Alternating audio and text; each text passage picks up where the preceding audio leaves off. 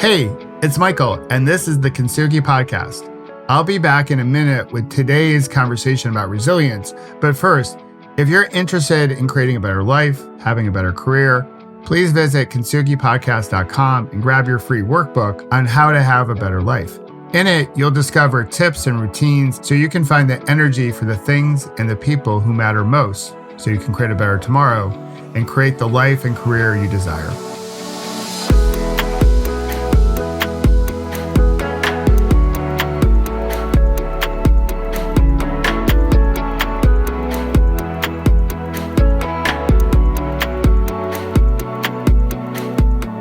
Hey there, it's Michael. And if you caught us last week on the Kintsugi Podcast, you know I celebrated my 53rd birthday.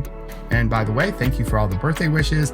It was awesome sauce to receive them, made my day.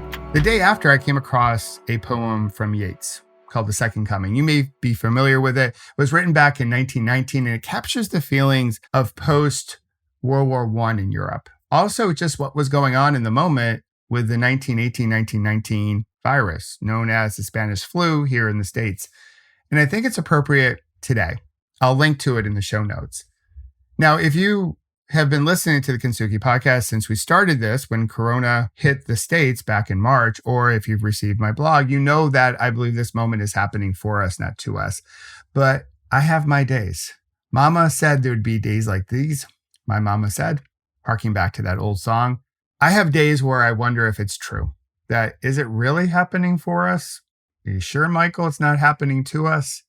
So when I have my doubt, as we all do, because our backpacks all weigh a little bit heavier, say, than they did in March, we're a little bit more tired than normal because what we've been shouldering is a lot. We are grieving loss on multiple levels. That's the emotion that we feel, along with a whole bunch of other emotions, of course. But when I feel doubtful, I remember to pause, breathe, and reflect on what's working and take comfort in this.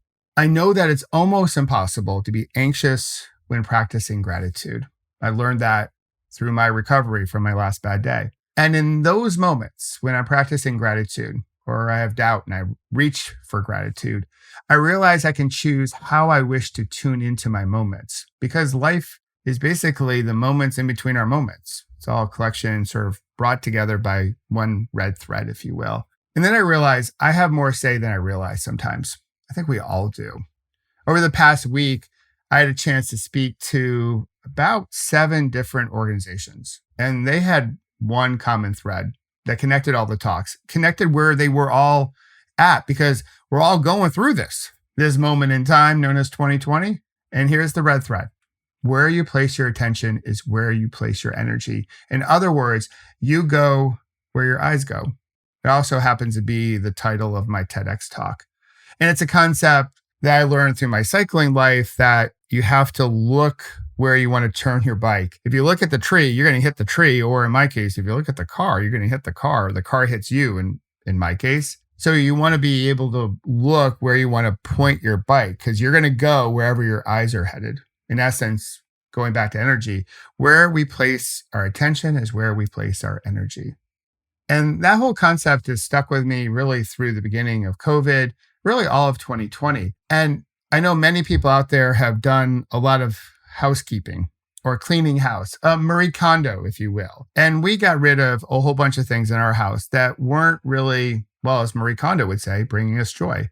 We no longer had an attachment to it. Some of the stuff that I donated or just tossed, got rid of, they were so far tucked away, I didn't realize I even had that stuff, which is a little disturbing. But the whole process, having something to work on in a moment where we don't feel like we have any control, and we're doing this dance with uncertainty, that's sort of like the white man shuffle, which is not a good look at all. We just feel like we don't have control. That's one of the things that we're grieving. Besides all the loss, we have a loss of control. So doing this housekeeping or house cleaning was, it felt good. It gave me a sense of control. It was therapeutic. It made me feel just a little bit lighter to get rid of so much stuff. Stuff, again, that I had no longer an attachment to. But it didn't give me that complete, that freshness, that inside, starting from the inside out kind of way. but it was good. And if you haven't done that, I would recommend doing it. So I took another step a few months ago and I started to review all my social media connections. In our Peloton spirit, I asked myself, is this person that you're connected with, are they bringing out the best in you? In other words, are you riding with the right people? In a lot of cases, the answer was no. Like one, I didn't even know why I was connected to this person in the first place. So I deleted about 15% of my connections on Instagram and Facebook and LinkedIn. And that also made me feel a little bit lighter because during this time, as we search for some control in a world where we don't feel like we have it anymore, I think it's important to pause, breathe, and reflect on this moment, going back to what I just said, and realize that we have some choice in how we want to tune into this moment. Also, who's around us? Who's bringing out the best in you? If you don't know what a Peloton is a group of cyclists in a bike race, think the Tour de France. They need each other to go down the road as fast and as safely as possible. Even though they're on different teams, they still work together, pointing out road hazards, drafting, sharing the load, if you will. It's sort of like life. I use it as a metaphor for your personal board of directors. And if you haven't really thought about that, your personal board of directors, your tribe, your network, whatever you want to call it, during this moment, making sure that you are riding with the right people, they're bringing out the best in you, then I invite you to go through that process. The Better Life Workbook that I referenced in the beginning of the Kintsugi Podcast, you can download that and there's a whole exercise to help you do just that. So I did those 2 steps. We got rid of a whole bunch of stuff in our house. I also removed a whole bunch of my connections. And the third step is something that I've been doing the whole month of September. And I want to invite you to join me as we finish out the year, October through December. And it was partly inspired by 2 books. One was How to Break Up with Your Phone by Catherine Price, an excellent read, very short, talks about our addiction to our phone, which I think we all have. The other one was Do Nothing by Celeste Headley. The whole concept is that if you go slow, you can actually go faster. You can get more stuff done. And I've profiled both in my Leadership Academy over the last couple of years, and it was awesome sauce. People got some really great tips, but they both talked about taking a break from social media. Now, I also happened on my birthday weekend, I watched Social Dilemma on Netflix, which I would definitely recommend watching if you haven't seen it yet. If you binged everything you want to binge on Netflix, I would definitely check it out. Although it is a little bit long on the problem of social and a little bit too short on the solution. But one solution is reducing our intake of social media. Now, I don't think podcasting is social media. I'm mainly referring to Twitter, which I'm not on anymore, Instagram, TikTok, if you can get that in the States, Facebook, LinkedIn, all those different types of platforms. Well, this experiment that I've been doing is I've been taking Friday off from social. I call it Social Media Free Friday. And let me just state here, I see the value in social media. I've made some wonderful connections and I have some awesome sauce clients who are doing amazing things on social in terms of promoting better health. So I'm not throwing shade on the whole system, but I do realize this, and I think you can appreciate this as well. Too much of a good thing may not be a good thing. You can go into no bueno land pretty quickly if you overdose on something. So I've been taking Fridays off to just reduce my intake of it. And taking one day off isn't that much. It's about 15%, but it can free up a lot of time for you to do other things. But here's the big thing. Most importantly, it can give you a holiday, just a mind holiday, a break from all the comparison out there, all that comparison-itis that I think social media does feed more so today than say back in the day when I was first recovering from my last bad day and I was suffering from comparison-itis back then, or the whole claim, counterclaim, trying to bring forth like false equivalencies, like all that stuff, or a whole bunch of fear that is so prevalent in marketing nowadays, or just angry noise. It can give you a nice break on your Friday from all that. So you can end the week with a fresh mind and you can head into the weekend. And maybe that newfound time, you can do something else. You can maybe pause, breathe, and reflect and decide how you wish to tune into this world, even when you have some doubts that, is this happening for us or is it happening to us? And it can help you find maybe a little bit more joy, happiness. And here's a key: energy. But I will say this, it's going to be difficult. I've experienced that during the whole month of September. So as I take Fridays off, Instagram, Facebook, and LinkedIn pepper me with a whole bunch of email on my Fridays, encouraging me to come back to the nest. They'll share, hey, your friend so-and-so just posted something amazing. You want to check it out? Or your blog post or that other post that you shared is trending or going viral or what have you. Don't you want to see it? Don't you want to check it out? So they try to entice you to come back to their platforms. So that part is difficult. But the most difficult part of it is the discovery. As you know, I'm a big believer that awareness is so key to living a rich life, starting from the inside out. You might discover that you have too strong of an attachment to social, or you suffer from FOMO, the fear of missing out.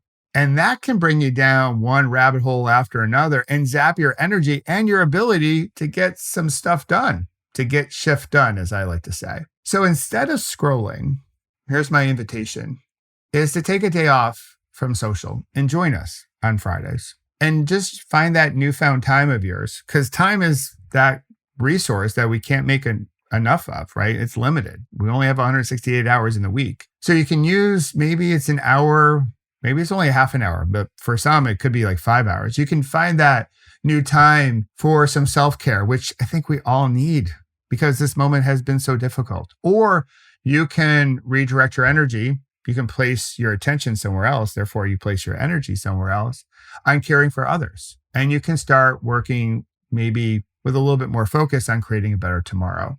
So if you wish to do this, and let's say you start on Friday, you can use the hashtag social media free Friday, or actually, and let's do and as opposed to or, the hashtag pause, breathe, and reflect. So you can reduce your social media intake, renew your energy, and return to the things that matter with more focus and more energy and probably more love. And I will promise you this will be my guarantee to you. Your social media feed will be there the next day. Mine has been during the whole month of September. And if you get an allergic reaction from being away from social, I also promise it will clear up in due time.